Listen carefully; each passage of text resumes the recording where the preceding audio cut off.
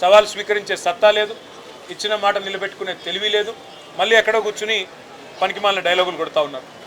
మరొక వైపు మా నాయకులు మాజీ ఆర్థిక మంత్రి గౌరవ డిప్యూటీ లీడర్ హరీష్ రావు గారు సంక్షేమ శాఖలో 2000 కోట్ల కుంభకోణం జరిగింది అని చెప్పి ఆరోపణ చేస్తే దాని మీద 3 మంత్రులు మేము వస్తున్నాం గన్ పార్క్కి దమ్ముంటే రండి అన్నారు. ఇక్కడ హరీష్ రావు గారు బయలుదేరితే మరి వాళ్ళే పోలీసు వాళ్ళకి ఫోన్ చేసి మరి భయపడ్డారేమో. ఎక్కడ హరీష్ రావు గారు, మా నాయకులు, మా శ్రీనివాస్ గౌడ్ గారు, మా ఆర్ఎస్ ప్రవీణ్ కుమార్ గారు ఎక్కడ మళ్ళీ వచ్చి వాస్తవాలు చెప్తే ప్రజల ముందు పరువు పోతుందని ఇక్కడ మా తెలంగాణ భవన్లో బయలుదేరిన మరుక్షణంలోనే పోలీసుల చేత అరెస్టు చేయించి ఇప్పుడు కంచన్బాగ్ పోలీస్ స్టేషన్కి తీసుకొని పోతా ఉన్నారంట. నేను రాష్ట్ర మంత్రులను అడుగుతా ఉన్నా. ఒక మంత్రి ఏమో తెలంగాణ భవన్కి వస్తా అంటాడు, పారిపోతాడు. 3 మంత్రులేమో రండి గన్ పార్క్ అంటారు. మా వాళ్ళు గన్ పార్క్ బయలుదేరితే మా నాయకులు మీరు మమ్మల్ని అరెస్టు చేయిస్తారు. ఇంత భయం ఎందుకు? చేతనైతే అసెంబ్లీ పెట్టండి, కావాలంటే ఒకరోజు అసెంబ్లీ ప్రత్యేక సమావేశం పెట్టి అప్పులేదు. ఎందుకంటే అక్కడన్నా కనీసం మీకు స్పీకర్ గారు మీకు రక్షణగా ఉంటారు. మాకు ఎట్లాగో మైక్ ఇవ్వకుండా మీకే మైక్ ఇచ్చి 1కి 10 సార్లు ఎట్లాగో మీకు బయట మాతో బహిరంగ వేదికల మీద కానీ బహిరంగంగా మీడియా ముందు కానీ చర్చించే దమ్ము ఈ ప్రభుత్వానికి లేదు, ముఖ్యమంత్రికి లేదు, మంత్రులకు లేదు. పిరికి పందలు, చేతగాని దద్దమ్మలు అనే మాట తేలిపోయింది. కాబట్టి ఈ చేతగాని వాళ్ళు సవాళ్ళు ఎందుకు వేయాలా, సవాళ్ళు ఎందుకు విసిరాలా, ఎందుకు మాట్లాడాలా గొంతులు పెంచుకుని? చేతనైతే ముఖ్యమంత్రి గారు, మంత్రులకు నేను చెప్తా ఉన్నా, కనీసం స్పీకర్ గారు మీకు రక్షణ గోడ లాగుండే, రక్షణ కవచం లాగుండే అసెంబ్లీ అన్న పెట్టండి.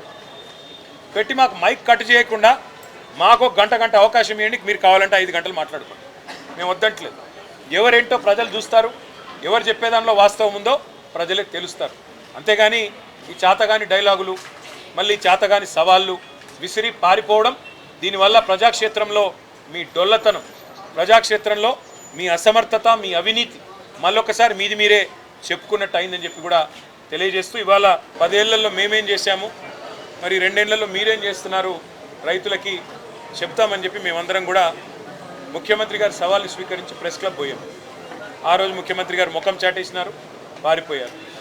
ఇవాళ మరి వారి ఏమైందో మళ్ళీ తెలియదు. కానీ అప్పుల విషయంలో ఈ రాష్ట్ర ప్రభుత్వం మరి ఎన్ని అప్పులు వారికి బీఆర్ఎస్ ప్రభుత్వం నుండి వచ్చినాయి, వారు ఎంత చేసినారు, ఇవన్నీ చర్చిద్దాం, దమ్ముంటే రండి అంటూ మళ్ళీ ఒక్కసారి పేరు తీసుకొని ముఖ్యమంత్రి గారు నిన్నగాక మొన్న సవాల్ చేశారు.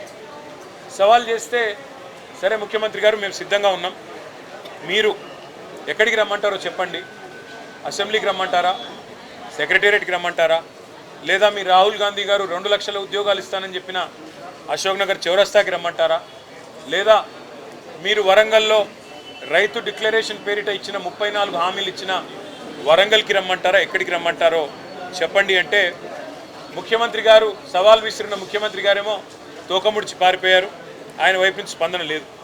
మధ్యలో సందట్లో సడేమియా అని మరి మా జూపల్లి కృష్ణారావు గారు మంత్రి గారు ఆయన దూరాడు.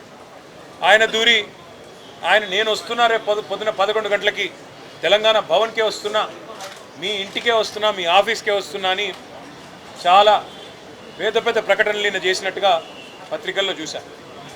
మేమందరం కూడా ఉదయం 10 గంటలకే వచ్చి కూర్చున్నాం. జూపల్లి గారు వస్తే శాలువా కప్పి స్వాగతం పలికి ఆ తర్వాత పత్రికల సమక్షంలో మాట్లాడదాం జూపల్లి గారితో, అన్ని విషయాలు రాష్ట్ర ప్రజలు కూడా చూస్తారు.